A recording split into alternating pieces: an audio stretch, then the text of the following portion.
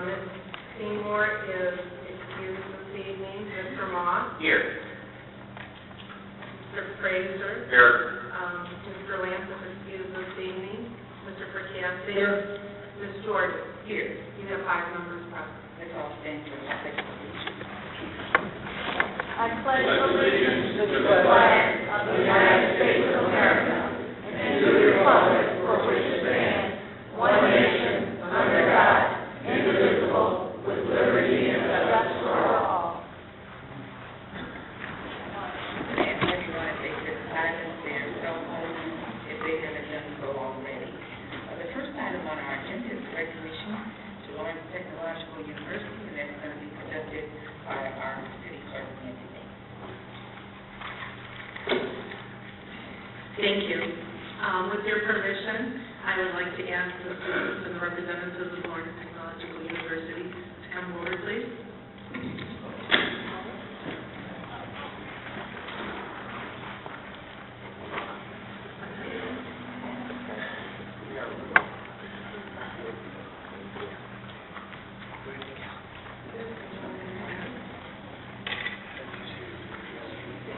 Come on, gather up like you love each other. Come on.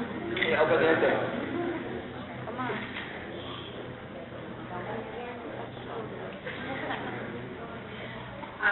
We've got everyone up here. The Honorable Mayor, City Council. I'm extremely pleased this evening to present this wonderful group of young adults to council. Earlier this year, we were at an event, and I spoke to Dr. Gill regarding partnering together and possibly utilizing students in the election process. He thought it was a wonderful idea, and he immediately connected me with Mr. Kevin Finn. And Kevin, I don't know where you are, but maybe you can raise your hand. There you go. He's tired from yesterday. Together, Kevin and I started the initial conversation of, Nancy, what do you need? How can we assist and help you? And then he later introduced me to Mr. Bill Lucas. And then we decided together that it would be a wonderful opportunity for these young adults to be participating in the election process. So Mr. Lucas came, and he was given 50 applications. Together we registered 50 young adults to vote. They registered to work on the election, and I am proud to say that they were excellent workers. The students attended training, and this was the first time that during our e-poll training session, I had to tell my staff members, and let's speed it up, I think they're getting bored, because usually it's a long process to go through. And they completed the test like within a half an hour. So within a half an hour, we had 50 young adults all raising their hand, we're done. And we weren't used to this. So they were efficient staff when it came to the training. We even had one young man, and I shared the story with all the other election workers. He drove down from Traverse City, was there prompt at 6 o'clock,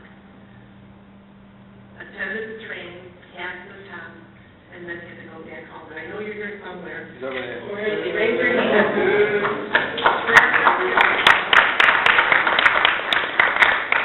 So when some of the election workers say, I can't make it, I'm busy, I want you to know I share your story. I said, if a young man can come all the way down from Traverse City and then go back home within the same day, you within the city of Southfield can also participate. I'm happy to say that all 36 precincts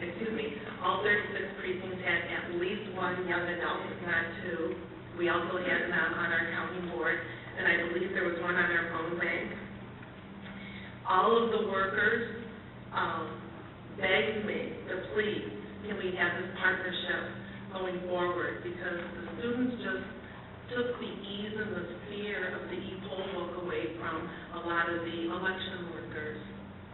And I'm extremely proud to say, and I think a lot of it is because of these young adults, and our seasoned election workers, that we had not one error, not one mistake. They said, Nancy, we certified you as a perfect election. So I think a lot of it also has to do with these young adults. They did an outstanding job. In fact, many of the chair people have requested that they come back to their precincts again. So the students that participate in this partnership have all agreed to turn their paychecks over to Lawrence Technological University, and they in turn are going to donate their services or that check to the Special Olympics.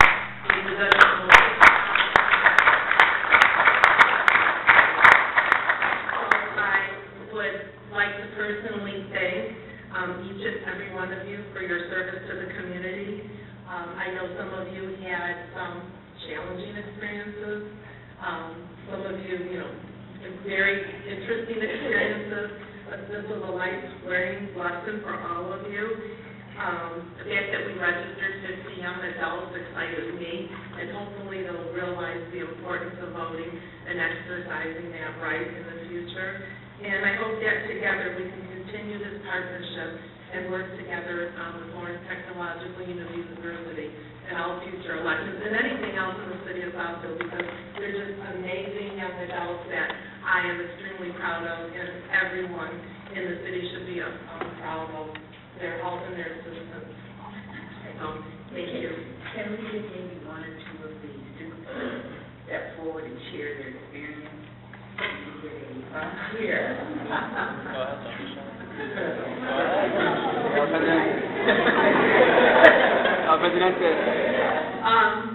Involuntarily, I just got volunteered. One of the things that when I first heard about this, we all kind of confused at first about what exactly we were doing. And then when we heard, through NAI, we are required to do community service, and hearing this, we're like, oh, how are we going to actually, do this community service? But, once we started this, I found that we were donating our money to an organization. We voted, I think, most of you voted. Yeah, we voted on the Special Olympics, which is always a great cause. Just about honor and speech. Take your time. Just, I guess like you said, helping with the e-poll, it was ease to most of us, and I could tell that difference, so being able to help with that without exerting that much was just great to know, I guess. And it was well ran. I loved how I've never seen the background of voting. It was kind of a good experience just to see how it's all set up, and then be able to be a part of it was great too. And my experience was quite well. I didn't have any troubles like some maybe did, so I had a good experience.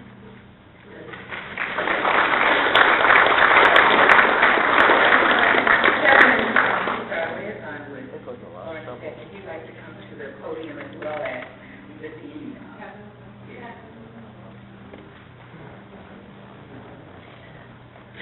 I just want to thank Nancy, and I want to thank everybody in the city of Southfield for this great partnership. We want to continue to grow it, and you can see these great examples that we have. So we have, our students are great ambassadors, and we want Southfield to be proud of us.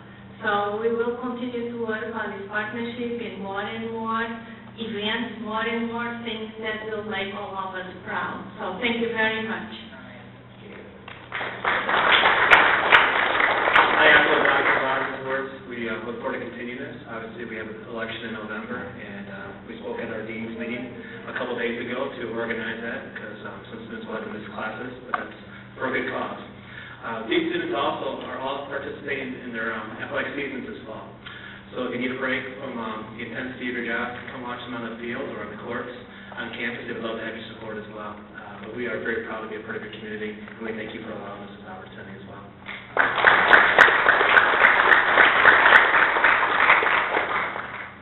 I just want to say thanks again for trusting us with this opportunity. There's a lot of trust that goes into this to expect, hey, 50 applications, we need all those back. And that's something that Nancy deserves a lot of credit for being able to trust us because, that's, to trust a lot of young adults and these guys are fantastic examples of just the kind of quality students that we are proud of at Lawrence Tech. And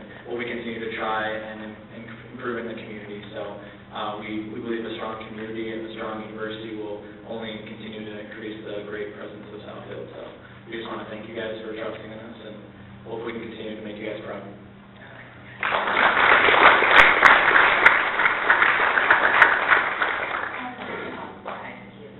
Sure, this is a refreshing change. There's never this many young people at a council meeting, so I'm very happy to have some younger faces here at the council meeting. And I want everyone to promise me this may be your first council meeting, but please don't make this your last. We need your engagement. We need your involvement. I want to say to our clerk, thanks. This is a great partnership, and I think that this is kind of passing the torch on to a new generation of leadership to get involved in the process. Something that I don't know if we have the data from the August 5th election results, but Councilman Cyber has told me in the past, the November 2013 election results, how many 18-year-olds voted? 9. 9 18-year-olds voted in our last city election. I mean, it's just as shocking to me as it is to you. I mean, you guys really can make a difference. First of all, working on election day is important, but also making sure that you and your peers vote in every single election. Elections have huge consequences on what we do. Another thing, now that we have a captive audience here, that we have promoted here in the city of Southfield, we have several boards and commissions to get involved with. And you can go back to Nancy's office to get a boards and commission application. And there's a list of boards that we want you to get interested in, sign up to be a part of. I introduced a council resolution last year that we all supported to get more millennials involved in the process. We only had about 5% of the seats of our boards and commissions filled by people under the age of 35. So we're trying to up that percentage because we know what a contribution millennial generation can make. And then one last thing is, how many of you are going to the food truck rally on Wednesday? It should be every hand should be raised right now. At the parking lot of Lawrence Tech, we are having the food truck rally on Wednesday night. We're going to have 6 food trucks. Arbor Loft, right at Civic Center Drive and Central Park Boulevard, the parking lot of Arbor Loft. 6 food trucks, live music, just kind of creating this atmosphere that we think you deserve and that longtime Southfield residents deserve as well. So I hope to see you there. All right, thank you all very much, and we look forward to continued partnership. Thank you. Thank you.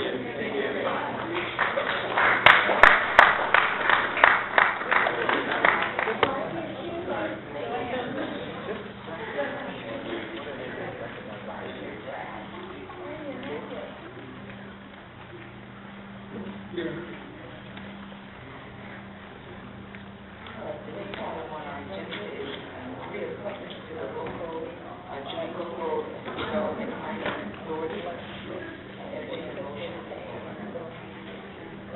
Madam Chair? Mr. Frazier. Madam Chair, if you would allow me. Ladies and gentlemen, we in the city of Southfield, and the council is aware of this, is seeking to increase our involvement in the state Smart Zone designation, and we're competing against several other Smart Zones to secure one of the 3 15-year designations. The cities of Troy and Port Huron are planning on appointing their new board members at their upcoming meetings, so that we can have a joint board meeting to approve and submit our request to the Michigan Economic Development Commission. In the city of Southfield, I'm bringing forward tonight for approval. Mr. Fred Zorn is one of those appointments to the LDSA, which is the Local Development Finance Authority. Mr. Zorn is excused because of personal reasons. Mr. Jim Pierce, he's here as well. And Michael Reck, yes, would you come forward? Tonight I'm bringing them forward for your approval so that we will be able to be one of the cities to get the 3-year, 15-year designation for the Smart Zone. Okay, we'll entertain a motion at this time. Madam Chair? Mr. Frazier. I move that we approve Mr. Fred Zorn, Mr. James Pierce, and Mr. Mike Ratcliffe to the Joint Development Finance Authority. Support.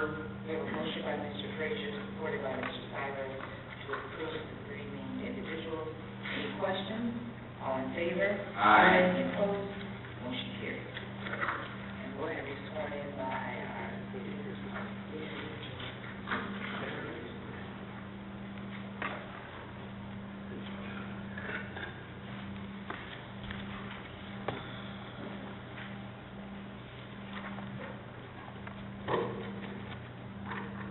Raise your right hand, please. Do you hereby swear or affirm that you will support the Constitution of the United States, Constitution of the state, and the Southfield City Charter, and that you will faithfully perform the duties of the local development plan and construction in and for the city of Southfield, County of Oakland, State of Michigan, for the rest of your life?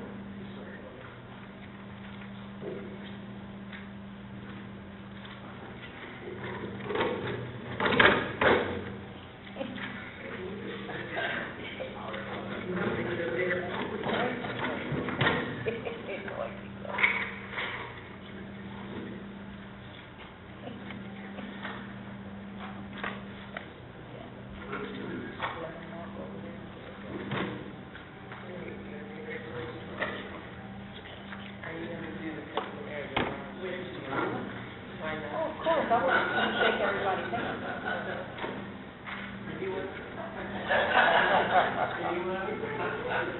Make it official.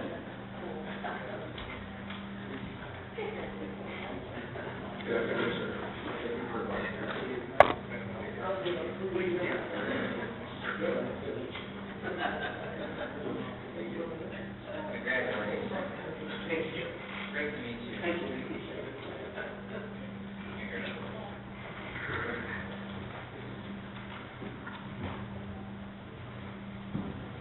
next item on our agenda is approval of minutes. Madam Chair, I move the committee of the whole minutes of meeting June 5th and the committee of the whole meeting of June 9th. Support. Motion by Mr. McConkey, supported by Mr. Frazier to approve the meeting of the whole meeting minutes as indicated. Any questions? All in favor? Aye. Any opposed? Motion carries. We will now move to the consent agenda.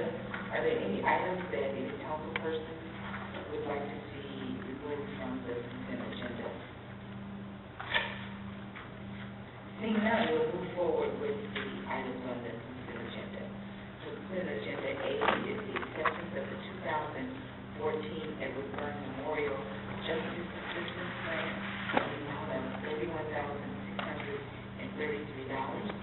Consent agenda B is the maintenance contract for the Southfield Police Department E-911 phone system in the amount of $27,213 for the first year and $26,168 for the second year to AT&T.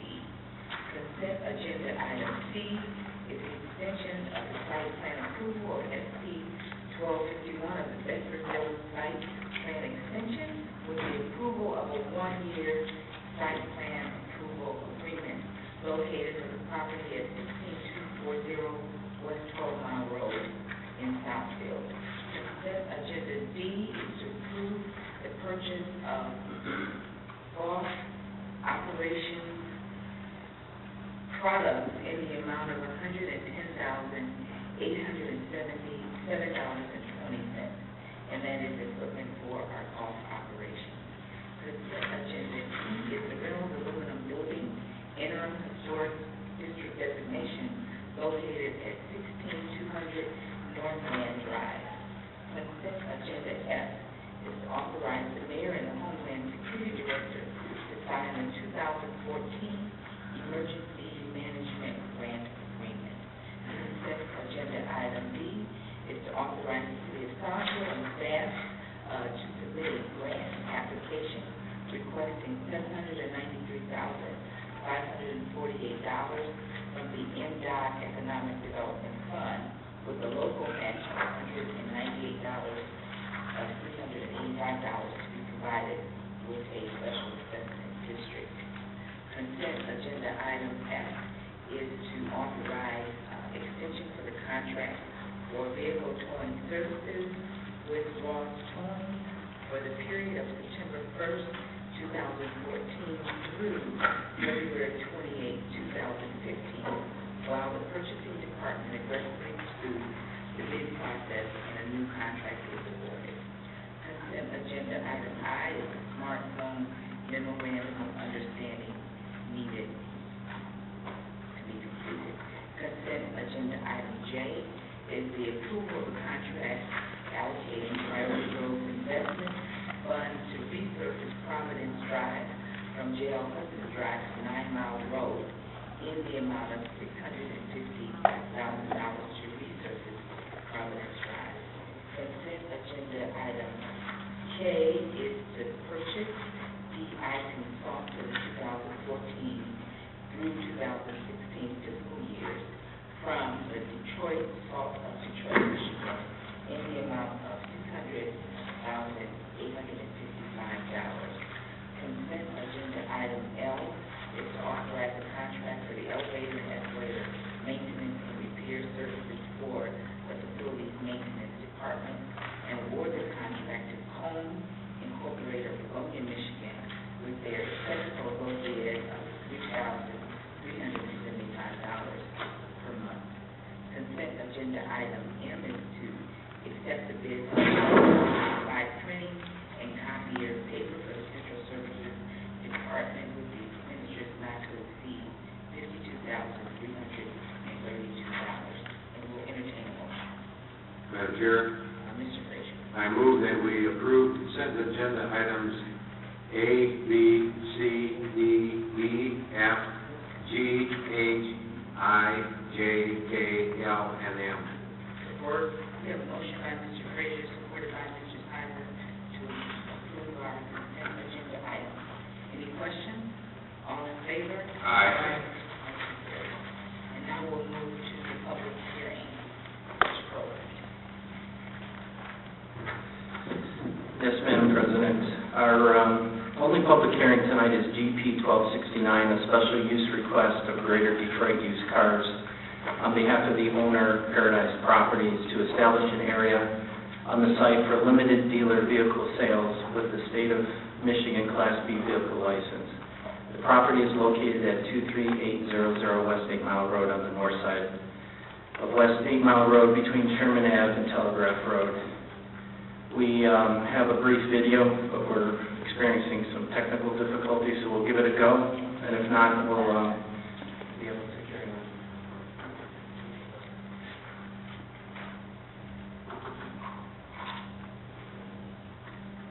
GP 1269, SP 1319 is a special use and site plan review request of Eric Giller of Greater Detroit Used Cars Incorporated on behalf of the owners, Paradise Properties, to establish an area on the site for limited dealer vehicle sales with the State of Michigan Class B vehicle license. The property is located at 23800 West 8 Mile Road on the north side of 8 Mile Road between Sherman Avenue and Telegraph Road. And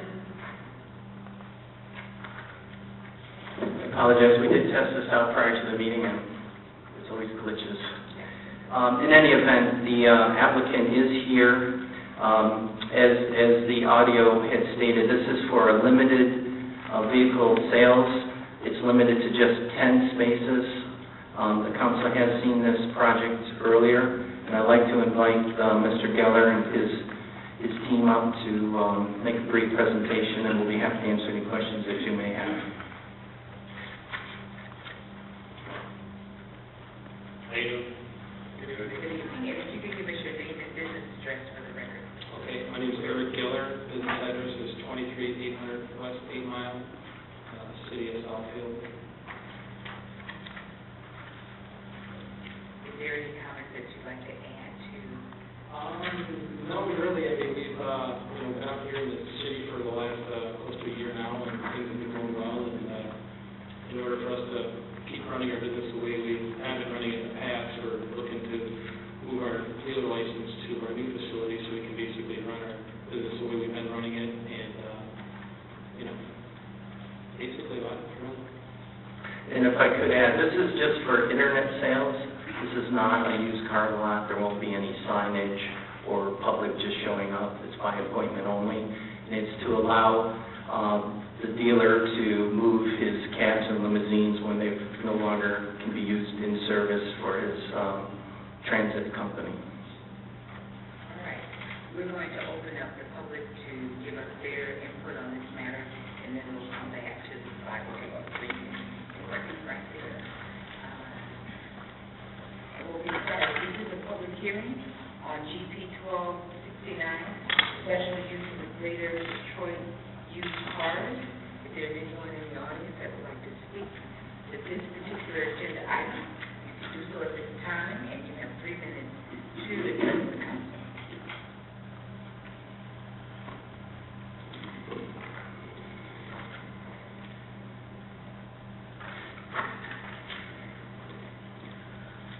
Madam President, my name is Gerard Mullen.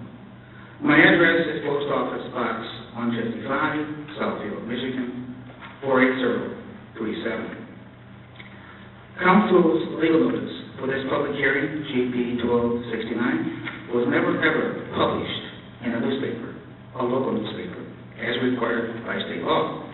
Thus, this council broke state law. Let me explain. I have in hand council's legal notice for this public hearing, GP 1269, that has an alleged published date of August 10th, 2014.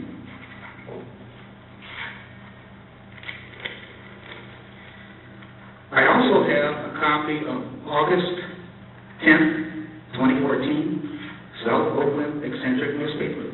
This is the newspaper where council publishes all of its legal notices. Now, what I am about to say, anyone can easily check this out by going to the library and examining the August 10th, 2014 back issue of the Eccentric. You will find in this back issue, or any other back issue of the Eccentric, that there is no published legal notice for this public hearing, GP 1269. Period. Nothing. Not zilch. State law, that is Public Act 110 of 2006, Section 103, subsection 1, states, and I quote, if a local unit of government conducts a public hearing required under this Act, a local unit of government shall publish notice of the hearing in a newspaper of general circulation in the local unit of government, not less than 50 days before the date of hearing. Unquote. This council failed to meet this mandate, thus breaking the law. Thank you, Madam President. Thank you.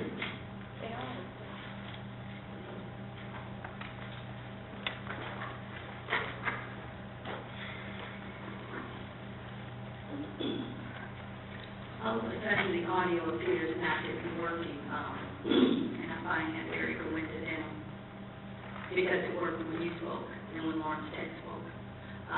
Pamela Gerald, P.O. Box 155, Southfield, Michigan 48037-0155. My telephone number is 248-346-0439. This council has been told on numerous occasions about what appears to be the clerk's office inability to publish legal notices at the appropriate time. Now, you have just been given some very valid information, and it's always stated we're entitled to our own opinion, but not our own set of facts. So I want someone to tell me tonight, is it an opinion or a fact that in that August the 10th paper, there is no legal notice published? So I want to know, are you guys going to disregard the law, disregard your big-time municipal policy, and go ahead and conduct this public hearing? If you plan on voting and breaking the law and disregarding the Public Act. I'm not so sure about all of these types of businesses, and the reason why is because there's no city oversight. The city is strapped for cash, they're strapped for employees. Other than the residents, you guys basically don't have a lot of oversight. So you're partnering with all of these entities, Denso, Lear, Blue Cross, Now, to you, why don't you try partnering with the residents? Why don't you try partnering with the Southfield Citizens Oversight Committee? We would be very glad to assist this city in a more official capacity, like we do unofficially. Thank you. Anyone else in the audience that would like to speak to the council on this matter? Seeing none, we'll declare the public hearing closed. Council. Madam Chair, Mr. Ryan. I would just like to state that the site plan committee did meet on this, and we had one absent, the two that were there, John Seymour and myself, were for this particular use on 8 Mile Road. The site plan that the use we felt was proper for 8 Mile Road and the neighboring area, including the apartments that are to the north of this project. These individuals are putting up a nice wall between the residential as well as their item in request. So I see that there's no reason why this should not be approved, so I'll move GP 1269. Support. There's a motion by Mr. Perkowski, supported by Mr. Madam President? I'm going to go right to our city clerk at this time, and then we'll get back to our discussion. Can I start who seconded the motion, please? Mr. Frazier. Thank you. Yeah, and the legal notice was published in the newspaper that Mr. Gerard and Ms. Gerald just indicated. However, they published it in the back section under the legal notices. So if you'd like to open up your newspaper and look at the very back section, the notice was published. We did consult with our city attorney, and the city attorney did say that it was published and it was fine, so we can proceed and move forward. All right, thank you for that. You're welcome. Mr. Southfield. To the petitioner, how many cars do you expect to be on this property at one time that you're selling on the internet? We're looking for just 10 vehicles. We're looking for internet sales for the area where we are now. I read that, but I was a little confused about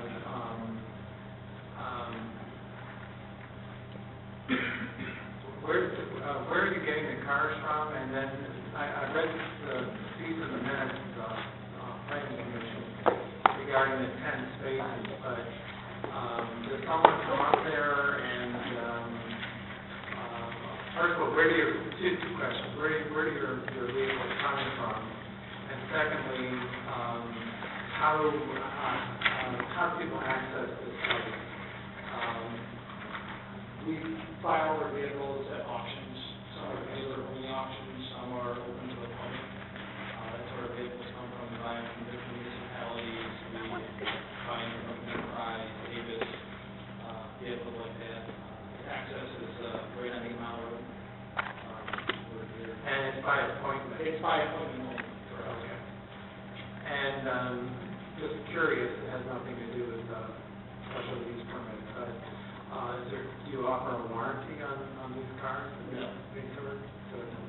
Fire? Basically, what we're doing now with this, what we're asking for, is we need this license to buy our vehicles at the auctions, and then we take our old vehicles that we're taking out at commission, and we have a spot to sell them, to try to sell them via internet sales.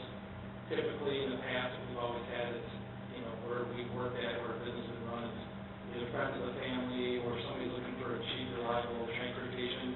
They bought their vehicles from us in the past, and there's not a lot of The customers buying as is? Correct. With the understanding that they're used and... Correct. Like I'm driving a 2010 Lincoln Town Car with 202,000 miles on it. That'd be a vehicle we pull off the road to replace it with like a 2014, 2015, and then we'll sell it with a new vehicle out there.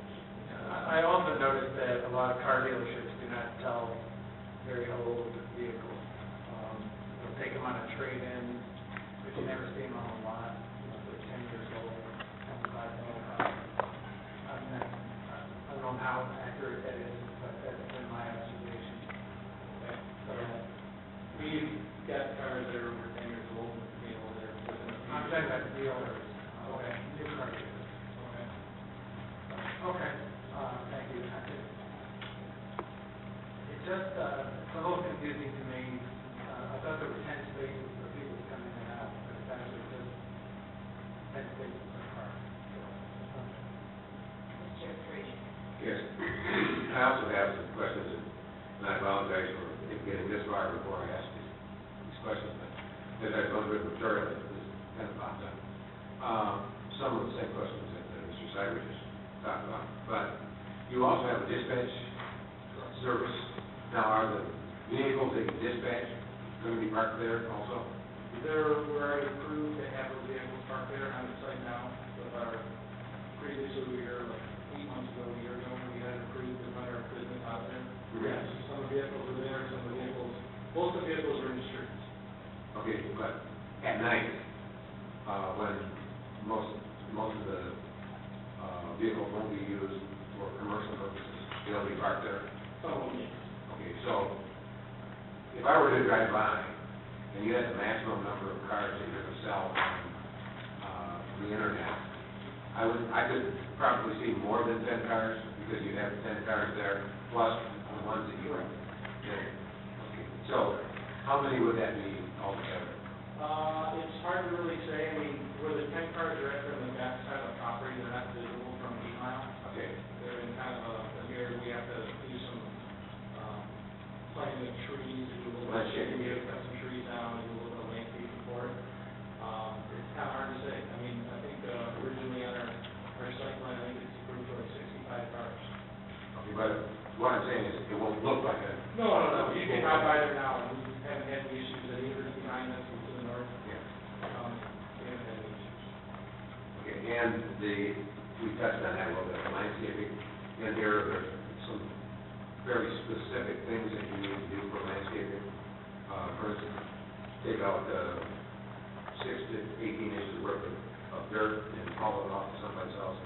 That was, this is Maureen, we had, that was, she took that off of the old, the original site plan. But the only thing that we really have to do is plant some trees, we had to have some trees cut down or... There were trees, I think there were 3 trees that we had cut down and... 4, yes. And replaced. Correct. Okay. Replacing the 6 trees. Okay. That's it, that's the question. Yeah, I just wanted to echo an observation that one of our planning commissioners made, that this is really, these 10 spots are equal to 1/2 of 1% of the site area, and this is not the primary, and we're not changing anything the way you conduct business, it's just kind of an opportunity, as any business would want to do, to kind of take old parts and put them, onto the market, and in this case, older vehicles, and get rid of them, and you just need a special license from the city to do so, right? Correct. Okay, so this is kind of, hopefully just formality, and it seems like it's something that can be met with approval, and I'll be supporting it. Any other questions?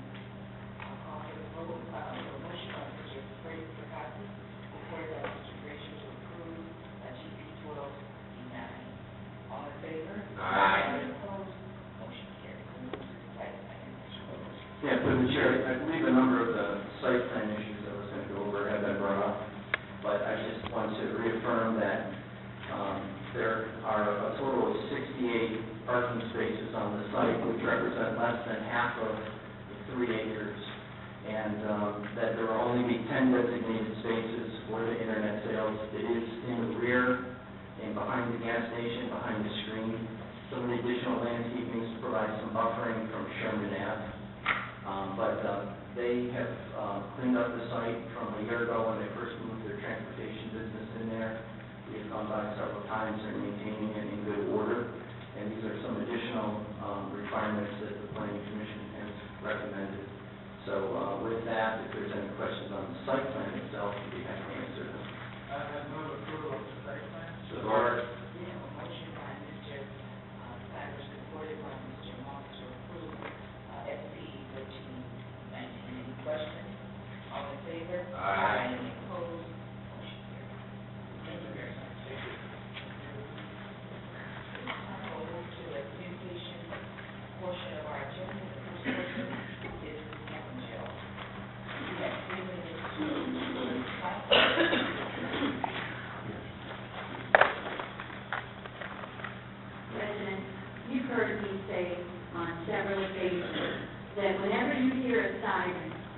One is public safety, that is police and fire, is risking their lives for you, someone you love, one of your neighbors, or anybody else that you know.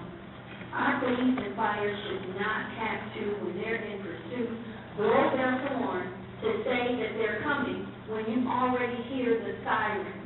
I'm going to ask you guys to please pull over when you hear the police and fire, so we won't have any casualties of our public safety going to save someone's life. That's the first thing I wanted to say. The second thing I'm concerned about whether or not the City of Southfield Fire Department has a qualified pool of candidates to pick in the event that we have people retiring, which I'm sure people are retiring all the time. I'm not even sure anymore how many firefighters we have and how many we're below. I'm sure it's probably 10 to 15. Don't quote me on it. Check it out for yourself. So I want to know, what is this city doing to ensure that we have a qualified pool of candidates to pick from? We were already duped and bamboozled when you guys used the public safety village to use and invoke fear in people, saying that you were going to lay off half of the police and fire if the village didn't pass.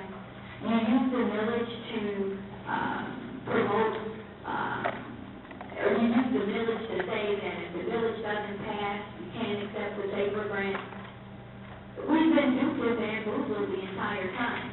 You were supposed to hire 11 firefighters and you only hired 4. So since we're giving all of these tax abatements to companies like Denso, Lear, and Blue Cross Blue Shield, and you allowed Arkansas with the 12-mile and St. Louis development, new project coming up to pay $100,000 for 10 years to public safety, why don't we start getting these companies to donate $1 million, and at 10 people, $100,000. You can hire a lot of police and fire. I just don't want to see a day and time in the city where the city is understaffed in public safety. So, do your diligence. People, don't take my word, check it out. Thank you. The next person is Oklahoma Gray. Oklahoma Gray. The next person is Christopher Garwa. And you have 3 minutes to address the council.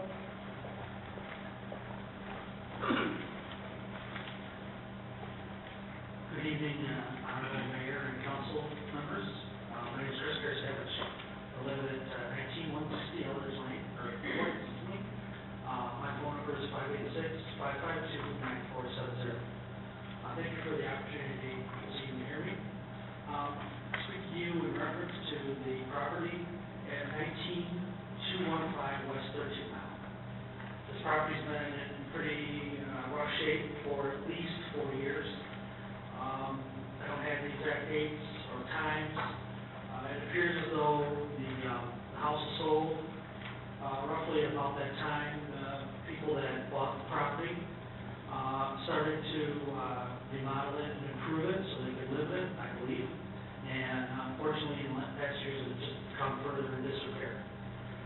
So about a month ago, my neighbors, who I'm seeing with this evening, started to make contact with Mr.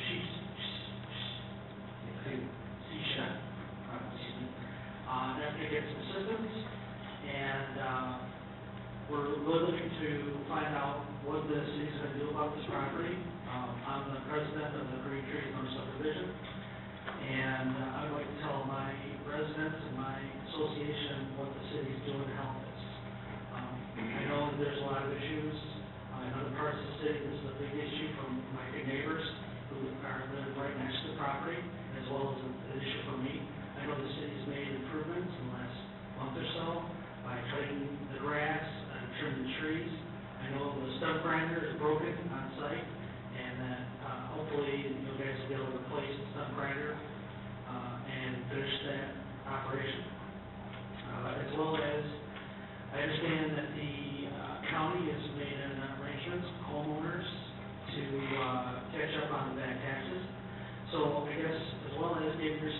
to get the property improved with code.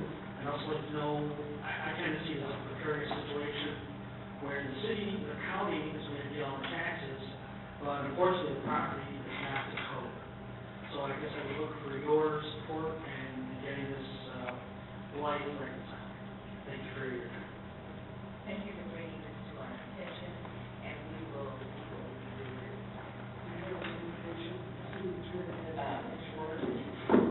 It's my understanding that the building department currently is in the process of reviewing not only the condition of the house, but also that it may be moving forward in some type of a blight judicial proceeding.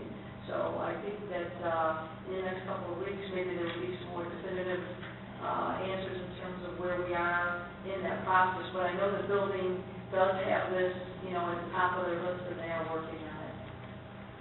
Madam Chair.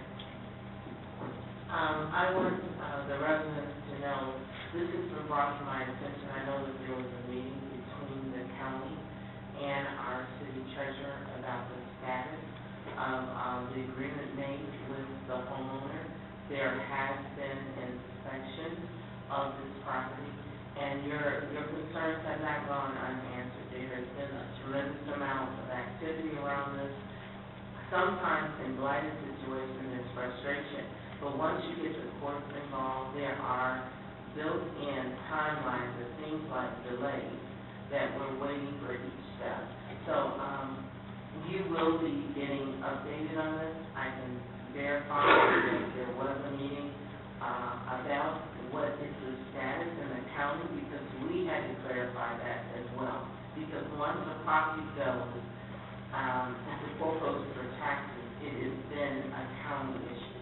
So I want you to know, I can understand it's your home, it's your neighborhood, and I appreciate the fact that you have a standard and it's not acceptable. But do know the city is not sitting back saying, it's not our issue. We are partners with you in this, and please give us some time to update you, and we promise you, well, I know my office will be, as well as the building department. So I do ask you. I just like to add that, Chris, I met with you last summer, and this is the property just north of your house, correct? Yes. I just want to say to the neighbors, I'm very impressed that you came out and, I wish we had this in every neighborhood, this kind of concern about property. So we see you, we hear you, and the due process, as the mayor said, for the steps to be taken to legally move against the property. And I know if it were next to me, it would be agonizing forever, it would seem. But we want whatever happens legally to stick, so we need to take the necessary steps. Thank you. Madam Chair? I've been watching that house as well. That used to be the Eldridge farmhouse. That was a farmhouse, and the property went all the way to 12 Mile Road. It was a big farm way back in the early days. It was said that piece was left because it's a large site, and I can't see anybody really maintaining all of it, in today's world.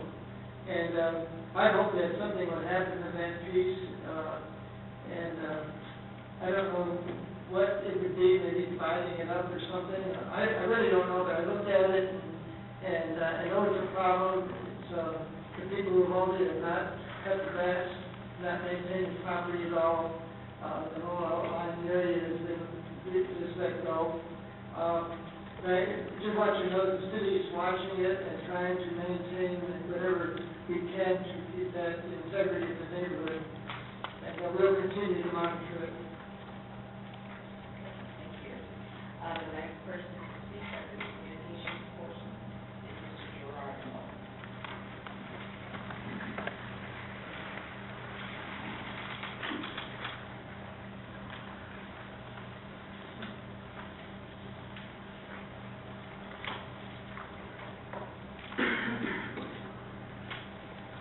Madam President, my name is Gerard Mullen. My address is Post Office Box 155, Southfield, Michigan,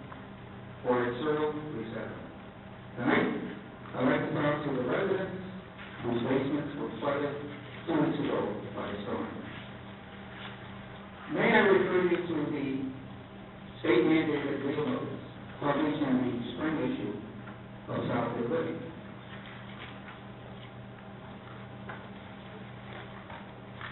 The article is on page 11, entitled Basement Flooding Legal Notice.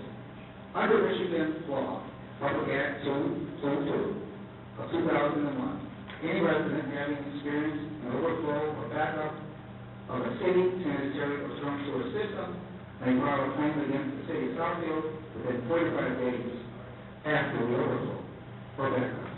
For more information, contact the city of Southfield at the Office of Management and Budget at 248-796-5260. If you need a copy of this issue of Southfield Living, you can get a copy in the lobby at City Hall without submitting a broadcast request.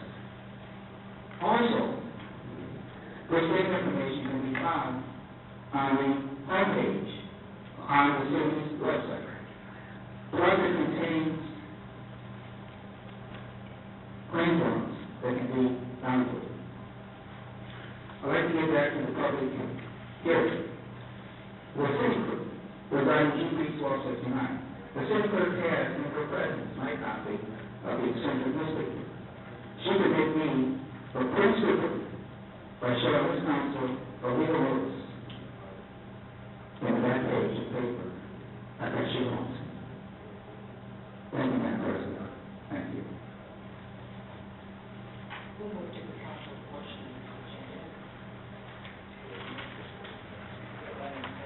Madam Chair, I move to approve the expense report for Shelby Jordan for expenses incurred while attending the Detroit Regional Chamber of Commerce in Akron, Iowa. We have a motion by Mr. Frazier, supported by Mr. Thacker. Any questions? All in favor? Aye. Any opposed? Madam Chair, I had the privilege of this young man here up row, wanted to talk about something that talked before the meeting. Would you like to have 2 minutes and I'll acknowledge it? And you can come to the podium and give us your name, address, for the record, please. We don't have to have a comment. Okay, thank you. My name is Dominic Bailey. I reside at 24608 Harley Avenue. And greeting everyone. I came before the council today. My street on Harley Avenue, even withstanding the flood that we've had, but every year it has flooded terribly. We had the same type of disruption in our basement last year with just a heavy rain. The sewage and water was coming up from under the pipes, the same way it did this last time. Every time it rains heavy, our streets are flooded very bad, very bad. I mean, it's almost like a pool. And I was just wanted to know that this has been done, like I said, on Harding Avenue, and every year we get heavy, but we have very small sewer lines, or tunnels that take in the water on our streets. And routinely we have to go out there when it rains. Myself, I've been out there in boots, poking holes, making sure that there's no debris, keep the water from going out, from stopping up or anything. But it's just terrible. So I appreciate it. Madam Chair, I ask that you give your name and address to the clerk.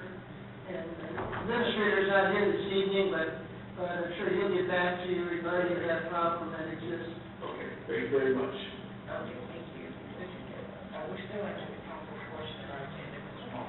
I just have a few items, just that I kind of wanted to review. We've had a very busy flurry of good activities in the city over the last month since our last televised meeting. In particular, starting in late July, Councilman Burkowski, Councilman Cyber, and I attended the San Marino Neighborhood Association concert/picnic/barbecue. I think the mayor had stopped by there. I think that's kind of a model I would love to see neighborhood associations doing moving forward.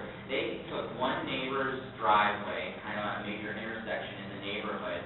They set up a kind of a stage area, microphones,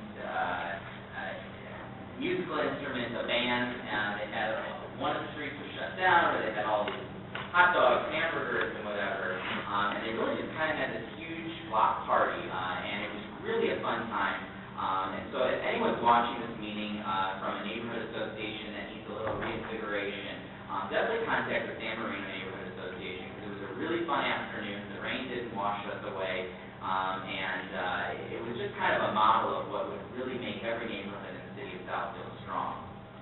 August 6th, most of my colleagues up here attended the South Telegraph Business Breakfast.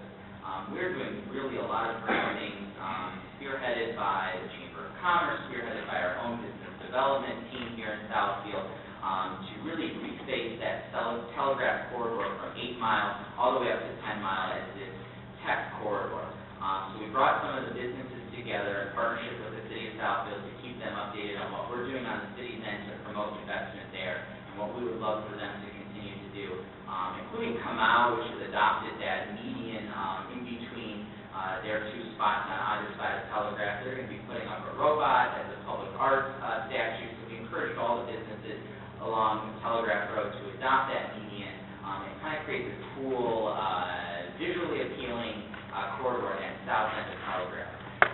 Another event we attended, I went with Councilmen Percosi, Frazier, and Cyber, was we welcomed the new pastor of Hope United Methodist in the middle of August. That's Reverend Cornelius Davis Jr. Perhaps Councilman Frazier would want to talk more about this, as they hail from the same hometown of Kalamazoo, caught up on old Kalamazoo stories. But as many people know, Hope United Methodist is one of our strongest religious institutions, faith-based institutions in the city. And we're proud to see that the congregation is moving forward in a reinvigorated, energetic direction with their new pastor. And then one last thing that we attended last week, myself, Councilman Cyber, Councilman Frazier, and our city clerk, Nancy Banks, was the ribbon cutting for Spring Arbor University, which is located just on the outside cusp of the city center. And it really promotes re-education, retraining for adults to kind of, retool themselves to fit today's economy. And as Councilman Cyber pointed out at the event, this is really, the city center, as we know, is this walkable corridor that we're really pumping some energy and some life into, but it's also becoming this higher ed corridor. You have now Spring Arbor University. We saw the energy from Lawrence Tech come earlier. University of Phoenix, the CMU extension is based out of there, ITT Tech, and others that are really making this area of Southfield, and it's kind of expanding outside of this area of Southfield, really what's leading to today's economic rebound in the city. So those are just some of the events that I've attended over the last month. Two events that I want to talk about moving forward, as I've already mentioned, is our food truck rally, our second annual food truck rally, which is going to be at the parking lot of Arbor Loft, the corner of Central Park Boulevard and Civic Center Drive. For anyone who attended our inaugural event last year, it was really fun. And many of my fellow colleagues went last year, and so many community neighbors, people who work in the town center, wanted to pop down and see what was going on. Live music, food and eats, and just kind of experiencing the vibrancy that really is going to be snowballing moving forward along this Evergreen Road corridor. I know it's a headache now with all of the barricades and barriers, but this time next year, just in time for the third annual food truck rally, this is going to be the renaissance of the city of Southfield. I'm excited to have played a role in it. I'm excited to watch it come to fruition. So I really can't implore people enough just to stop by. It goes from 4 to 9. Even if you want to just stop by for a half an hour, it's going to be something exciting. It's going to bring back a sense of community here in the city of Southfield. So please stop by our food truck rally. And one last thing that everybody knows is Labor Day on Monday. I'm going to be downtown walking in the Labor Day parade in Detroit. Some people tend to take these kinds of holidays as a national barbecue day. But don't forget that labor is the backbone of the middle class here in Michigan, and we're thankful to our organized labor and our brothers and sisters in the union movement for all they've done to protect workers' rights over the last several decades. So take time to acknowledge that on Labor Day, and if you're going to be downtown, I hope to see you there.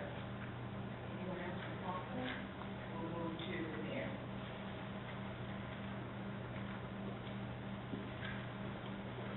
Good evening.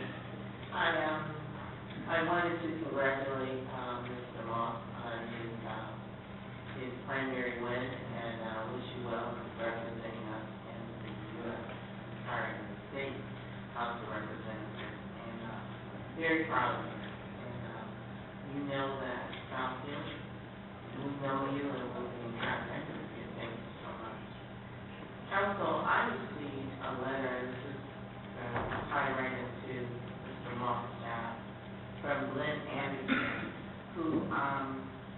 has introduced legislation, Senate Bill 1023 and Senate Bill 1024, that will restore the ban on the aerial and explosive fireworks that were eliminated by legislation passed in 2011. I know other mayors and residents and everyone have been complaining about the impact of that legislation has had on our community. And I would like to present this to, through the chair, I would like to present this as a resolution in support of the swift passage of these bills presented to the, for you to present to the legislative committee to review. I know I am very much in support of restoring that ban. It seems like, and it even goes further to say that the revenue that was supposed to be generated by the sale, the tax revenue, has not provided enough relief for the police calls and things that are happening in the community as a result of that activity. So I was going to see. Also wanted to say that we had our Senior Appreciation Day, and it's always good. And I visited 3 different buildings and went to the senior activity at the McDonald's Tower. And our seniors are so important to this community, and it's an honor to be able to have appreciation of them, not only one night, but throughout the year.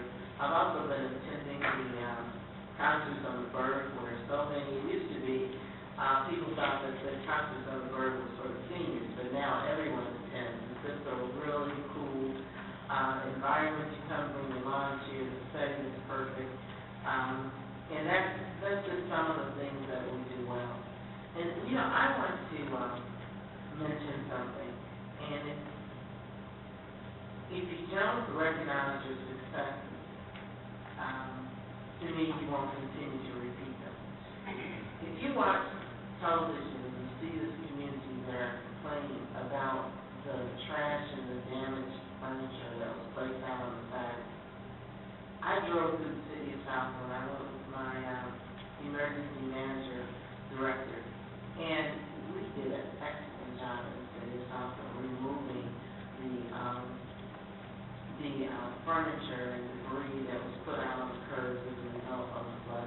We did a tremendous job. And the city of Southfield, we talk about doing things well, but driving through the city and visiting some of the homes that had issues, I can't compliment Mr. Johnson enough on his leadership, and I would like him to come up now, because I want the council to be updated and the community on what's been going on since the flooding and what they can do to get some more information.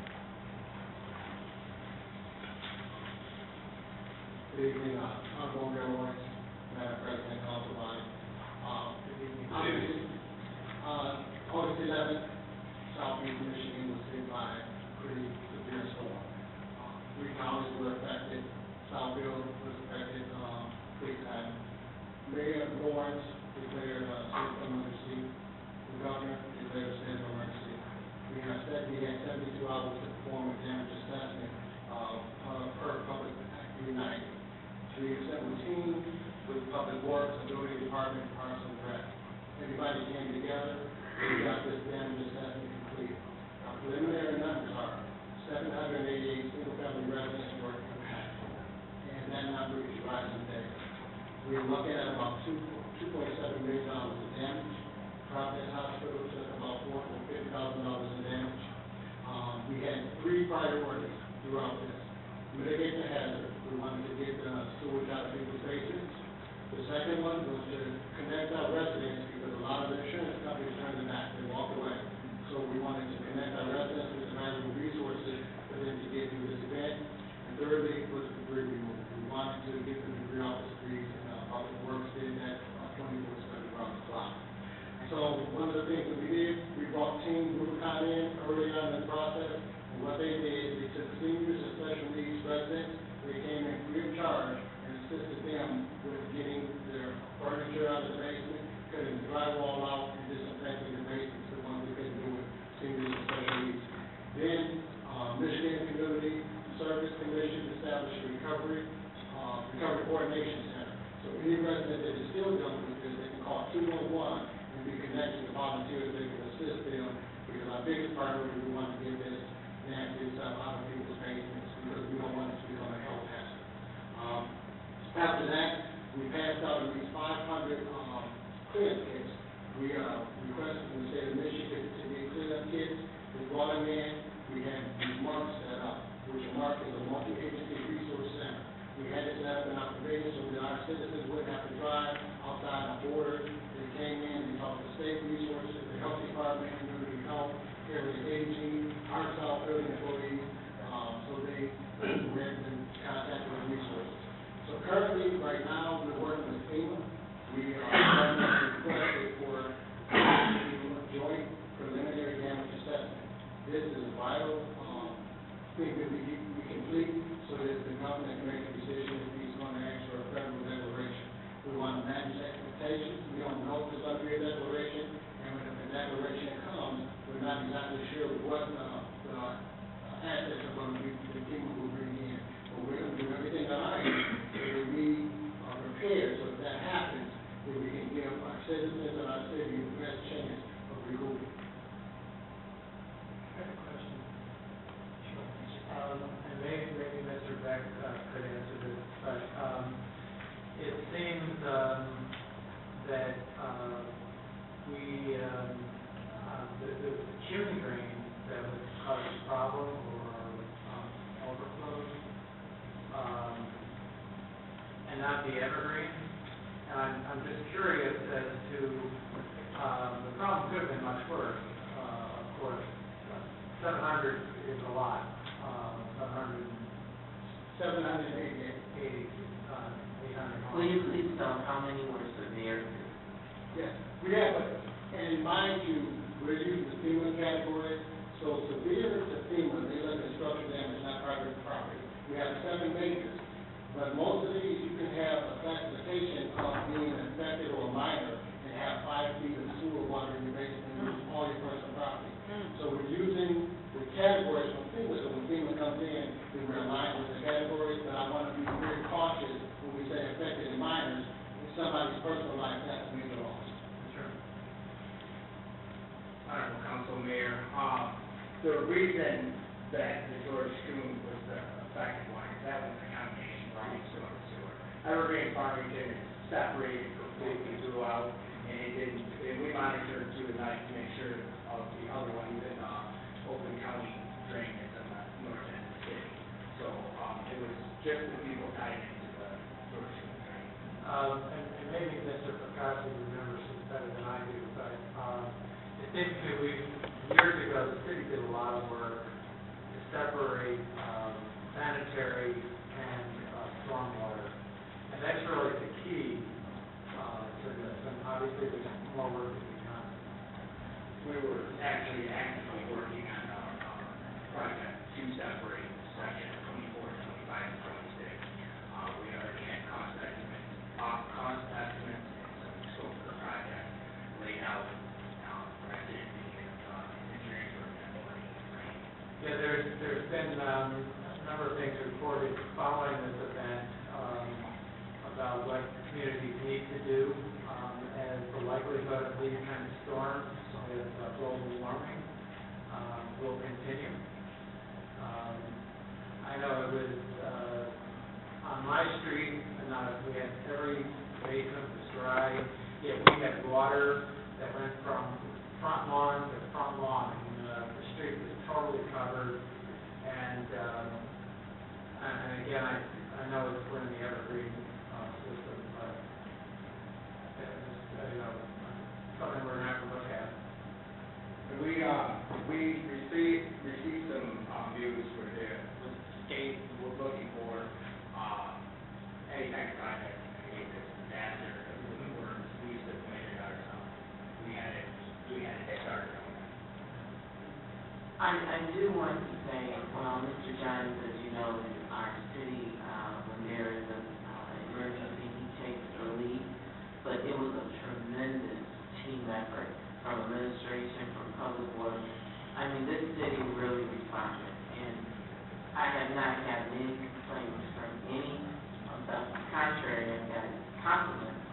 how well we respond to people in need. So I just really want to say this was a horrible event, as far as property damage, so we did a great job. I want to thank you publicly for that. Yeah, I'd like to ask you a question about the two grade.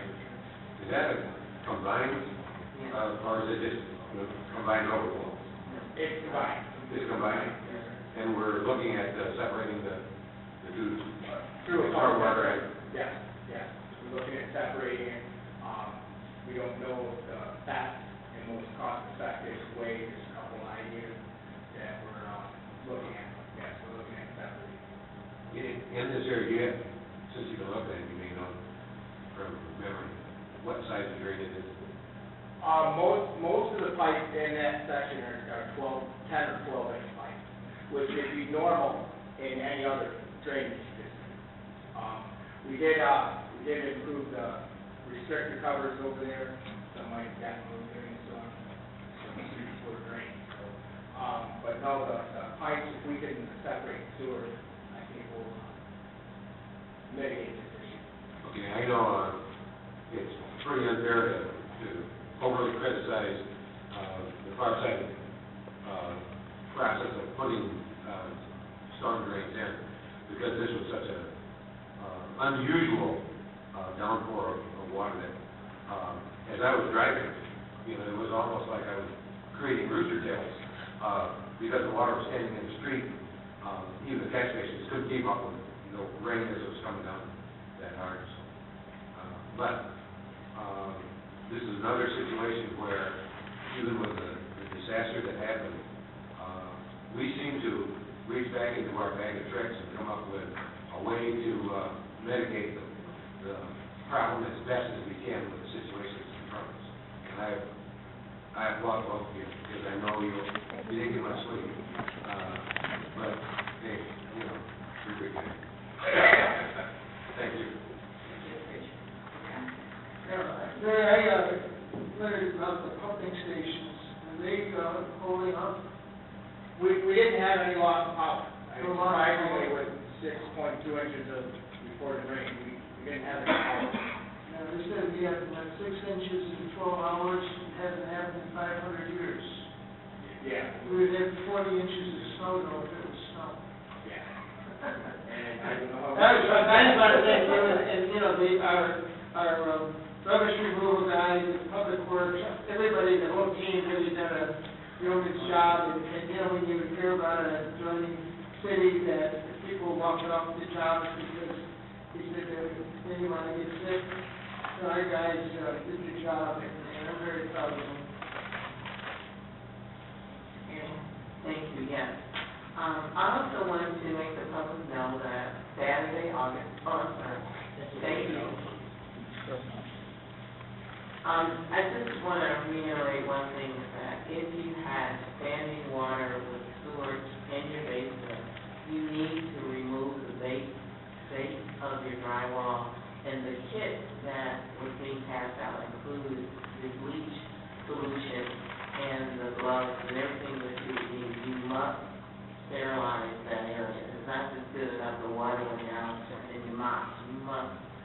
You must sterilize it, and it is required or recommended that you actually cut the baseboard to the point that the water is standing. Because if you don't, mold could so please contact us through 211, correct? Yes, 211, and do we have any more kids left? no. Unfortunately, all the kids are gone. We ran out. Okay, so kids aren't there, but we can advise them how to clean your basement or to get it covered. I wanted to say that. Can I say one more thing? Yes. And that is, also, if there was insulation behind the wallboard, the water can wick up that wallboard, so it may leave a line on the wallboard where the water was, but some of the damage may be higher than that if you had insulation behind the wallboard. And this, Saturday, August the 3rd is the last day of general swim at our pool. We've had some great weather and some consistent weather this year for people to use it. And I really wanted people to know and to use it. I just want to say the election was held August the 5th. I congratulate Mr. Moss. I'll throw right back at you. Congratulations to you. I hate to do this, scratching each other's back, but, we're going to be really well served by you being our voice in Washington, D.C., and I think it's the citizens of Southfield will be extra connected to what goes on there, because I have no doubt you're going to be a visible face in this community continuing moving forward. I congratulate Mr. Mayor, Yes, you did. and I want to do it publicly too, because, it was a hard fought, and, and we got a local representative in Washington. That's great. I don't think we've ever had a Southfield based Congress. Jeremy got great. I think it's my congratulations to you, Mayor. And me too. Congratulations. Look forward to working with you. You got one more. I have one more to go, and I can congratulate you. Yes, you do. And I do appreciate that. But I want the voters to know, I said this continuously, well, I'm so excited that I got the vote of the people. We must do a better job turning out to vote. I know that was a rainy day, but we do have another election coming up. And what we saw today was young people being introduced to the political process, which thank you so much, Nancy Davis, our city clerk, for that. I had a team of college kids that stayed with me that whole time, 60 kids from all the universities, and they were interns. It was just amazing to see their energy and to see the process all the way through. But we must continue to embrace our democracy of getting out to vote. It is extremely important. And there's another election coming up in November. And I do hope more people come out and exercise their right to vote. And going to Congress will give me an opportunity to take what Southfield has taught me about good governance and all of the parts that my colleagues have taken. Most of us have been in these elected offices the same amount of time. And so, one of the things that was so frustrating with in Washington is that they seem so disconnected. They don't seem to understand the impact of their decisions and the impact of their lack of decision and policy making. So I'm excited to be a voice at the table and to take care of the 14th district, to take care of my own self. I just want to say thank you. Okay, we'll move to the administrator's portion of the agenda, and that is to renew the longest contract with governmental consulting services. And I'll entertain a motion. Madam Chair, I'll approve the contract to our lobbyists, and that it expires June 30th of 2014. Support. And I present support. I'd like to make a comment though. I would recommend that the city administrator direct our lobbyists to come quarterly to the entire council and give us updates. I know that Bill does a great job sometimes, but we should get news items way before they give it to us sometimes, and online on some of the legislation, and we get it from our senators and state reps before we get it from our lobbyists. I think the communication has to be tight. And Mr. Beckman is here, I do believe. Oh, that's why he knows. Yeah. Trying to say it. So we haven't had the contract as of yet, but Absolutely. Be happy to work with city administrator to come up with a communication schedule to visit council meetings more frequently if that's what's desired, and work with city administrator to come up with a stronger communication strategy along with the committee structure as well. Absolutely. I get your emails, excuse me for talking, but we get your emails, but sometimes he doesn't tell what's really happening at the meetings. And you know, I guess, you know, they're picking our pocket every day, and I was quite disappointed in Michigan Municipal League in supporting this proposition. I know they say, well, if it didn't go through, we're going to lose everything, but, you know, in 1993, that bill came up and voted for it, and we killed it. And now it came up, and you and I both know, and I'm sure my colleagues do, that they're going to have a hard time replacing all that money. There's not supposed to be a surplus in 15 and 16, and but I'd just like to keep our, you know, the kind of communications open so we can maybe influence our league and our representatives up there, one on one, whatever it takes. I know you guys are doing a great job, I understand that, but I'd like to get into it a little more with our reps. Especially Jeremy. I was just gonna Yeah, say. I wasn't gonna say anything, Jeremy. I was thinking, But did you hear that, Jeremy? No, I need to stay in contact with me before you leave. you bring up a good point, and moving forward, I want my colleagues to know, I want the residents to know, I really think that being on city council is going to only enhance my opportunity to fight for us locally and to bring information back to Lansing to the city council. And one of my goals is to really be a regular presence on the city council agenda to give legislation, working hand in hand with Bill up there, as I have here in City Hall, is going to provide me the opportunity to keep us well ahead of what's going on in Lansing, and really bring a strong Southfield voice back with me. So you hit the nail on the head, and that's my promise to you and the rest of the city council. Okay, we have a motion by Mr. Pataki, supported by Mr. Snyder to approve the contract of consulting services for the next 3 years. All in favor? Aye. Any opposed? Motion carries. All right. Thank Thanks you. for being here. Appreciate it. Come up front next time so I can see you. All right, we'll move to the return portion of the agenda. Thank you, Madam President. The first litigation file that I am bringing before you is Christy Bastian versus the City of Southfield. This case involved a City of Westland police officer who was riding in a vehicle that was owned by the City of Southfield. The vehicle had been purchased using Homeland Security grant funding, and as part of that grant, we were required to allow other jurisdictions who wanted to use it to train. We had allowed that opportunity. We put together an interlocal agreement so that any community that wanted to use the vehicle certainly were free to, but that they would have to commit to the city, Southfield, that while they were using it, if somebody was injured or some kind of damage occurred, that not only would the city of Southfield be indemnified, but our defense would be assumed as well. This case is that precise circumstance. This officer was injured or claims that she sustained injury during Dearborn Heights' use of the vehicle.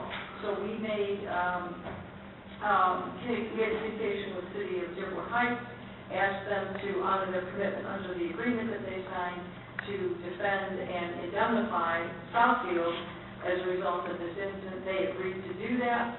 So I'm putting this on the list. We are named, but our defense and any judgment that might be rendered will be assumed by Dearborn Heights. But I would still like the authorization to continue to defend this should that need arise. Also moved, Madam Chair. Support. We have a motion by Mr. Pataki, supported by Mr. Snyder to Any questions? I do have. Mr. Frazier. It says Christy Bastine, but down in the bottom it says the plaintiffs. Are there more than one? Actually, this was actually a bankruptcy situation. The trustee in bankruptcy also is a named plaintiff because this is a claim that's out there that could be an asset within her bankruptcy estate. And so that's why you probably see that. Oh, okay, because I didn't see any other reason. Right, right. With just the et al. That's in the title Yes. is Latin for and others. So Okay. when you see that, you'll know that there are more than one. That's just the cover. Absolutely. The Second. Okay, we'll take the motion, and we'll take the motion. All in favor? Aye. Any opposed? Motion carries.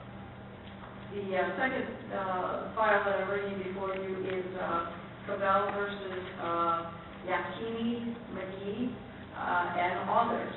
This incident was as a result of the plaintiff was a passenger on one of the smart buses that we use in the TOS program.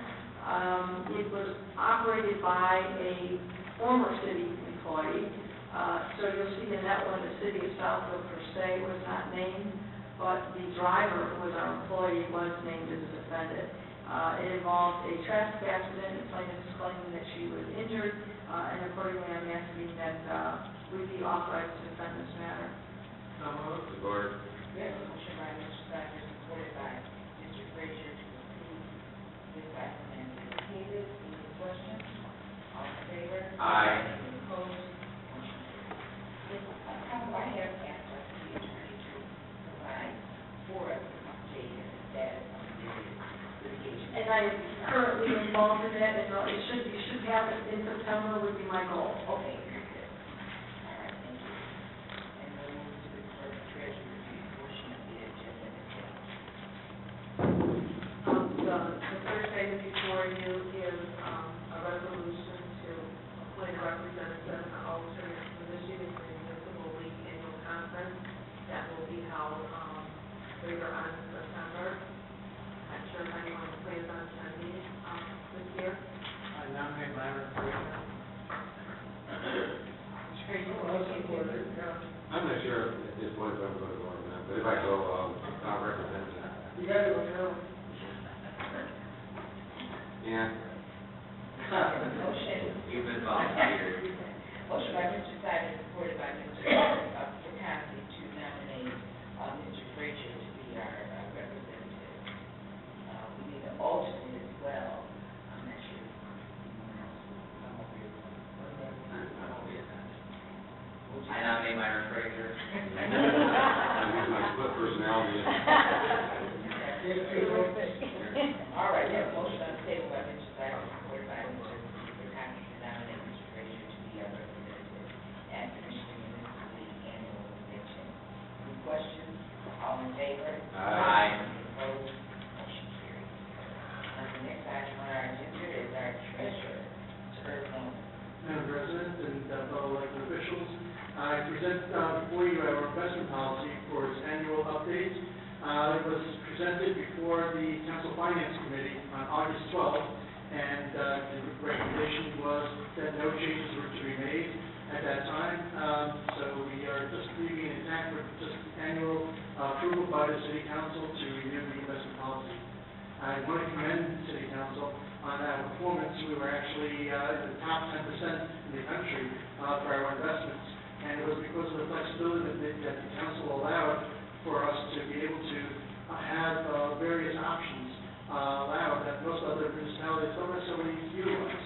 And so it's because of that creative thinking that we were able to work together with our advisors and to be able to prevent, when the interest rates were starting to rise, we prevented any major losses for the portfolios.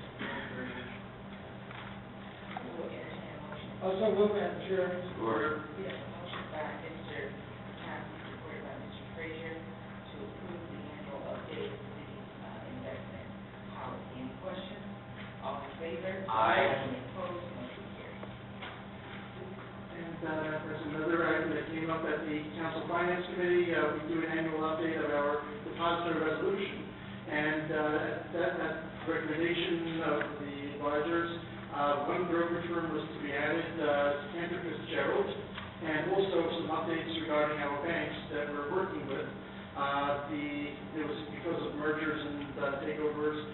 First Merit Bank is now the successor to Citizens Bank, and Calmer took over First Place Bank, so we're going to delete Citizens Bank and First Place Bank from our depository resolution and add First Merit and Chief Financial Credit Union on there as well. So, Also move, Madam Chair. Support. We have a motion by Mr. Patasi, supported by Mr. Frazier. I have one question, Mr. Longworth. When you look at the financial institutions that we are moving on,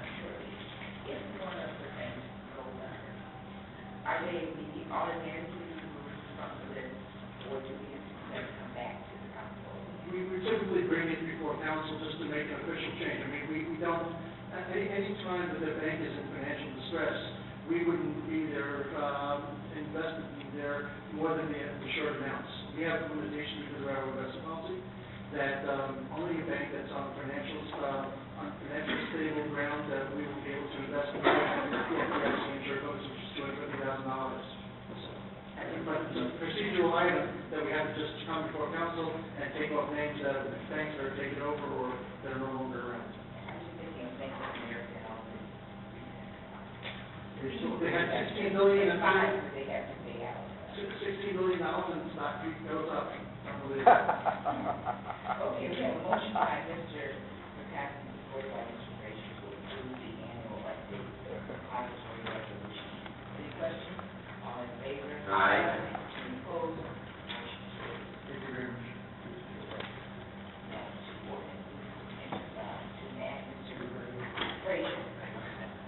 Madam Chair, I move that we enact ordinance number 1628, the Apartment Communities registration. Support. Motion by Mr. Frazier, supported by Mr. Long, to enact ordinance 1628. Any questions? All in favor? Aye. Any opposed? Motion carries.